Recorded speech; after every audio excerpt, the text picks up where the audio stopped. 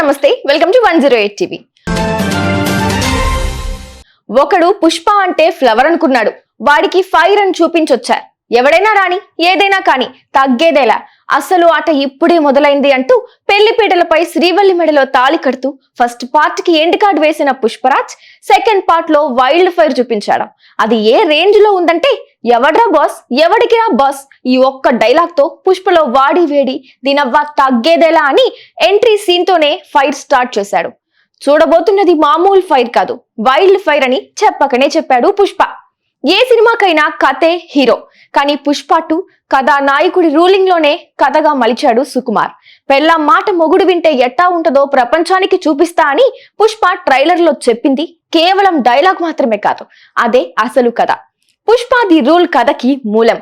పుష్పరాజ్ తన భార్య శ్రీవల్లికి ఇచ్చిన మాట కోసం ఎంత దూరం వెళ్ళాడు. పుష్ప ది రూల్ అంటూ రాష్ట్ర సీఎంలను మార్చేసేంత రూలింగ్ చేసి రాజకీయాలను ఏ విధంగా శాసించాడు. పోలీస్ అధికారి బన్వర్ సింగ్ షెకావత్ తో ఢీకొట్టి తన నేర సామ్రాజ్యాన్ని ఏ విధంగా విస్తరించాడు. తన ఇంటి పేరును దక్కించుకోవడం కోసం పడిన తన తపన ఏంటనేది పుష్ప ది రూల్ కథ. పుష్పరాజ్ పాత్రని ఫస్ట్ పార్ట్ లో కంటే సెకండ్ పార్ట్ లో ఇంకా పవర్ఫుల్ గా చూపించారు.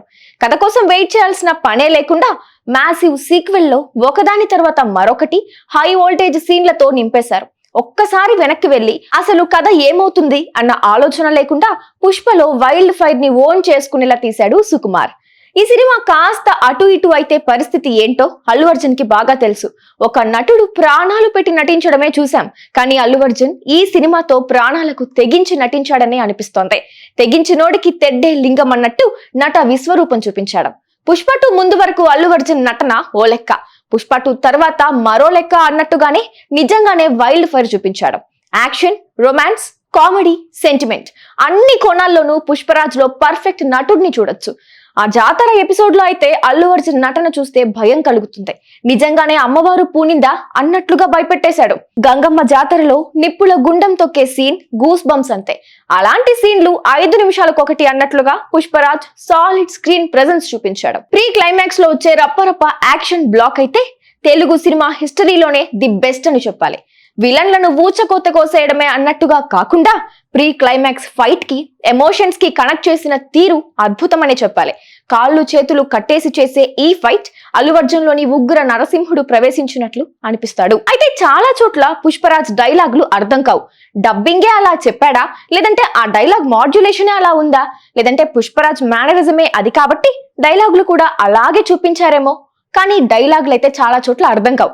ఆ విషయంలో మరింత జాగ్రత్త పడితే బాగుండేది. పుష్ప పార్ట్ 1 లో రష్మిక క్యారెక్టరైజేషన్ చూస్తే మరి ఇంత చిల్లర చీప్ క్యారెక్టర్ అనిపిస్తుంది.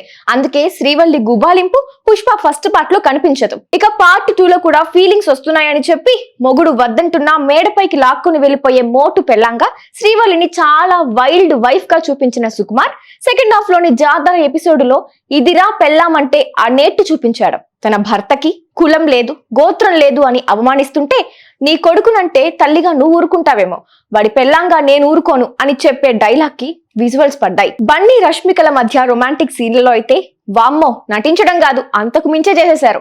రష్మిక అయితే పుష్పరాజ్ గాడి పెళ్ళంగా జీవించేసింది, ఆ పాత్రలో ఒదిగిపోయింది. ఫహాద్ ఫజీల్ కి ఫస్ట్ పార్ట్ లో సరైన ప్రాధాన్యత దక్కలేదని కంప్లైంట్ వినిపించింది. నిజానికి అతని నటనకు తగ్గ స్కోప్ నిజంగానే లేదు ఫస్ట్ పార్ట్ లో. పార్ట్ 2 లో బన్వర్ సింగ్ షెకావత్ గా ఫహాద్ ఫజీల్ కన్ఫ్యూజన్ క్యారెక్టర్ లాగే ఉంటుంది. ఆ పాత్రను కూడా అర్ధాంతరంగా ముగించినట్లే అనిపిస్తుంది. మ్యూజిక్, బ్యాక్గ్రౌండ్ స్కోర్ విషయానికి వస్తే దేవిశ్రీ ప్రసాద్ పాటలు స్లోగా ఎక్కేస్తుంటాయి. కిసిక్, ఫీలింగ్స్, సూసేకి, పుష్ప ఇలా ప్రతి పాటని థియేటర్స్ లో ఎంజాయ్ చేస్తారు. వినడానికే కాదు చూడ్డానికి కూడా చాలా బాగున్నాయి. బ్యాక్గ్రౌండ్ స్కోర్ అయితే ఆ జాతర ఎపిసోడ్ కి ఏం తాగి కొట్టాడో ఏమో కానీ పూనకాలు పుష్పరాజ్ కి రావడం కాదు, థియేటర్స్ లో కూడా పూనకాలే. ప్రీ క్లైమాక్స్ ఫైట్ కి ఇచ్చిన RR అయితే జాతర ఎపిసోడ్ ని మించుంది. అంతా బాగానే ఉంది, కానీ ఈ సినిమాకి మైనస్ ఏంటంటే క్లైమాక్స్. 3 గంటల 20 నిమిషాలు పుష్ప రూల్ చూసిన తర్వాత పార్ట్ 3 కోసం కథను అర్ధాంతరంగా ముగించినట్టు అనిపిస్తోంది. అసలు రూల్ బ్రేకరే లేని ది రూల్ కి ఒక్కసారిగా స్పీడ్ బ్రేక్ వేసి మిగతాది పుష్ప ది ర్యాంపేజ్ పార్ట్ 3 లో చూసుకోండి అలా వదిలేయడం ప్రేక్షకులకు అసంతృప్తిగా అనిపిస్తోంది. ఓవరాల్ గా అన్నట్టుగానే అల్లు అర్జున్ వైల్డ్ ఫైర్ చూపించాడు. తగ్గేదేలే, అస్సలు తగ్గేదేలే అన్న డైలాగ్ కి తగ్గట్టుగానే అసలు తగ్గలేదు. రపా రపా ర్యాంపేజ్ జాతర చూపించాడు.